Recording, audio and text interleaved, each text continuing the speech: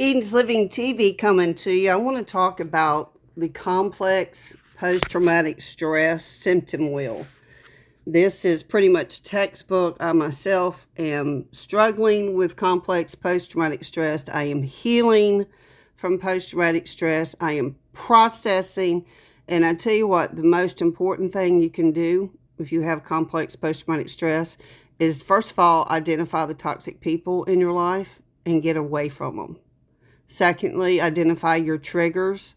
Get you some coping mechanisms, not popping pills. I'm talking about essential oils. I'm talking about tapping, breathing, grounding, getting out in the sunshine and charging your body, doing teas, taking things like kava kava, passion flower, Bach flower to calm your nervous system down. So you have this wheel.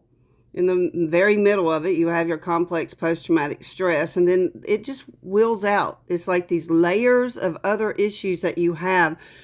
You're not mentally ill. You have trauma, and you have to process that trauma.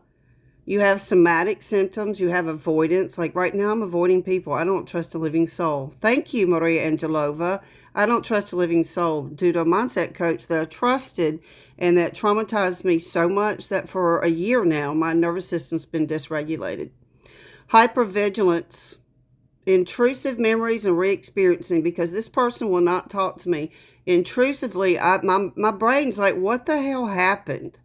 Why can't we talk like adults? It's abuse. It's a form of stonewalling, gaslighting, form of control. It's also abuse. It's demonic. Intrusive memories, re-experiencing, reliving traumas, memory, attention. You have memory and attention problems because your prefrontal cortex, your executive decision-making part of your brain is being affected. Your brain's inflamed. You have emotional regulation struggles. You have emotions all over the board. You're angry, you're depressed, you're sad because you haven't processed the trauma out of your electrical field. You have relationships are struggling. Toxic people, you can't be friends with toxic people. You can't allow toxic people that don't even look at their behavior, how it affects other people. If they're only me, my growth, my success, they're narcissists. Get them out of your life. They just drain your energy. They steal your energy. This one steals my content. You have belief systems that are affected. You're like, why God? Why am I having to go through this? You really look at life in a whole different light when you've gone through a tremendous trauma. So you have these inner wheels, and then it goes to the outer wheel that the avoidance, you isolate, you disassociate, you have compulsive behavior. A lot of going out, maybe having reckless sex or gambling or purchasing, buying things. Porn, drug addiction, things like that. Very compulsive behavior. Somatic symptoms. You have physical symptoms. You have tightness, like my hips, chronic pain, lower back, hips are locked. It's because I'm in trauma. I'm trying to process what happened to me with this person. Then you get in the belief systems that are affected. You feel meaningless. You have a lot of shame and guilt. You have a loss of belief in your beliefs. You're like, I can't believe I have, no one's coming to help me, save me. Your relationships instability, unsafe relationships. You have a high conflict, problems with intimacy. This person that's a mindset coach can't even communicate. How the hell can you have a successful business and you can't heal others and beat the hell out of them emotionally? Person was she thought, I'm a dominatrix. Healer by day and a dominatrix by night. What the hell? And my brain's still like, who the hell is this person? And what was that all about? Y'all, my brain is just my brain. Emotional regulation struggles, crisis, self-harm, overwhelming emotions. If you don't know how to deal with your emotions, you go out and become reckless, or you become a drug addict, or you start sleeping around to numb the pain that you're feeling. Guys, you can't numb your pain. You have to face it, look in the mirror, stare the demon in the eyes and go, okay, I'm not going to walk around this. I'm not going to drug it. I'm not going to go out and do reckless behaviors. I'm going to get to the root cause of why I'm hurting and yank it out. In my case, I've let toxic people get in my life, my inner circle. They laid roots and cords into my heart. And they don't care that they hurt me. They don't care that I almost died. They don't care that I lost 2 cars. They don't care. Intrusive memories. Re-experiencing. I find myself every time I've been interviewing lately, I have these ruminating thoughts. And I'm like, I refuse to give this person space in my head anymore.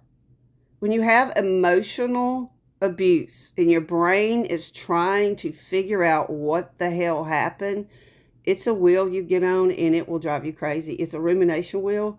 And I promise you, unless you get some tools like tapping, breathing, grounding, wearing a rubber band, popping your wrist every time you think about things that you shouldn't be thinking about, or people that you shouldn't be thinking about, or situations you shouldn't be thinking about. All these intrusive memories of nightmares and flashbacks and traumatic reenactment. Guys, it's hell. And people don't understand. I used to, growing up, I always heard, oh, they've got post-traumatic stress. Oh, they're reliving the war. I thought something happened. They'd have a flashback and it would be okay. It's just a memory. No, I didn't understand the high cortisol, the body shaking, the heart going into racing, the profuse sweating, the hypervigilance, the narrowed seeing, the tunnel vision, the inability to sleep, the inability to just have peace. People that inflict pain on other people and don't have any regard for them, there's a hot place in hell waiting for you. God saw it all. He sees your illegal activities that's going on over there in Atlanta too. My heart's broken because I just trusted the wrong person who really truly doesn't give a flying crap about their clients. All they want is money and fame. Be very careful about these media personalities that you follow. Always test. Even with my teachings, always test with the Holy Spirit. Is this of God? Is this of the Bible? Is this the fruits of the Spirit? If it's not the fruits of the Spirit, it's not of God, and it's not a good teaching, and I'm accountable. Everything that comes out of my mouth and everything that I teach, I'm accountable. If I hurt other people and cause trauma and pain, I'm accountable. If you steal and lie and cheat to get ahead in life, you're accountable. You don't have access to my life. If you're a thief, a liar, a cheater, I don't allow that filth in my life. You allow people to treat you how you allow it. And people treat you the way they feel about you. So take note. And the people that have abused me and have beat me and have raped me, God saw it. The police that are trafficking me, my brother, Kristen Sherman, justice is coming. Even if I die, I've left enough evidence of my torture. Peace.